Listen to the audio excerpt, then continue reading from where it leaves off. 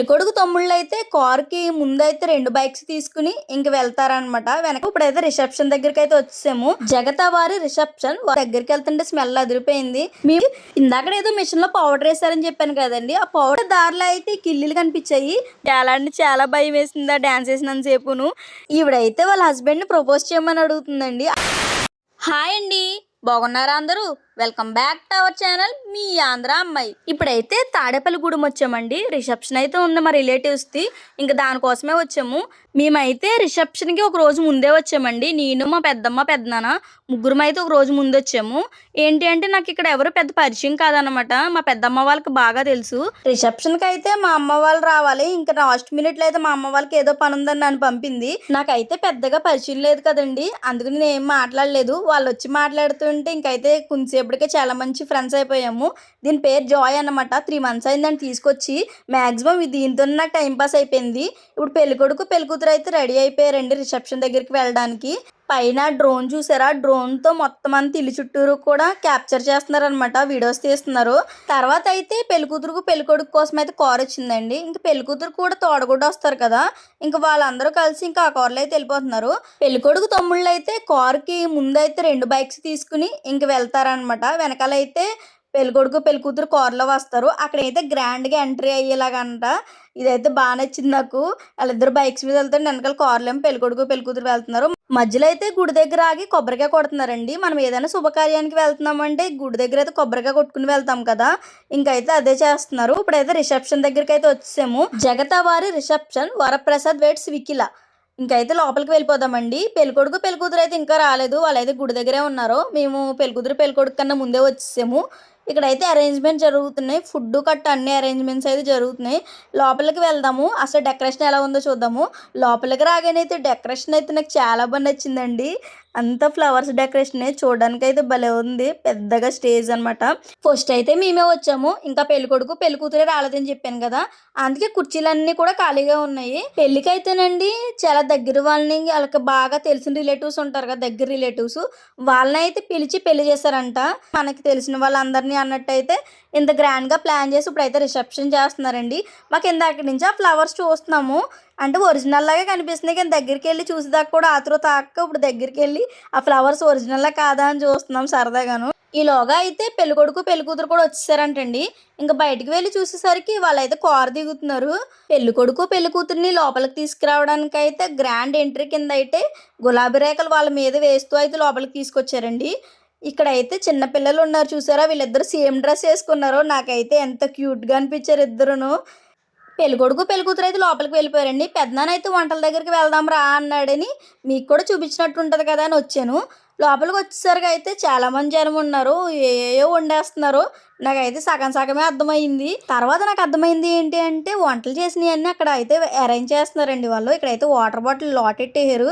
తర్వాత అయితే వంటలు చేసే దగ్గరికి వెళ్ళాం. అక్కడైతే రొయ్యలు ఫ్రై చేసి పెట్టారు. అయితే బ్రెడ్ హల్వా, ఇంక బిర్యానీ అయితే ఉడుకుతుందంట. దగ్గరికి వెళ్తుంటే స్మెల్ అదిరిపోయింది. మేము వంటల దగ్గర నుంచి వచ్చేసరికి పెళ్ళికూతురిని పెళ్ళికొడుకుని నించోబెట్టి స్టేజ్ ముందు నుంచి స్టేజ్ దాకా వెళ్ళడానికి అయితే గ్రాండ్ ఎంట్రీ అయితే ప్లాన్ చేస్తున్నారండి.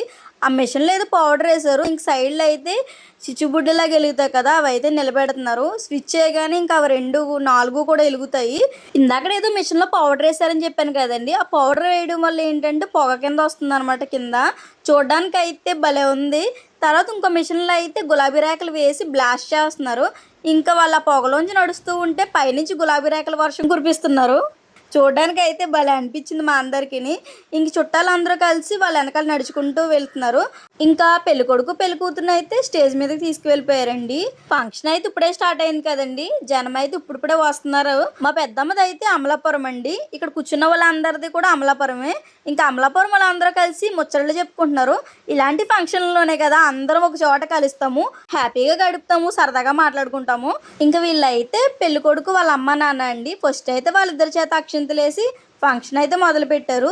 ఇంక ఫస్ట్ అయితే అమ్మ నాన్న ఆశీర్వాదం తీసుకుంటారు కదా ఎక్కడైనాను, ఇంకా వాళ్ళ చేతుల మీద మొదలు పెట్టారు. తర్వాత అయితే ఫంక్షన్కి వచ్చిన వాళ్ళందరూ అక్షింతలు వేస్తున్నారండి.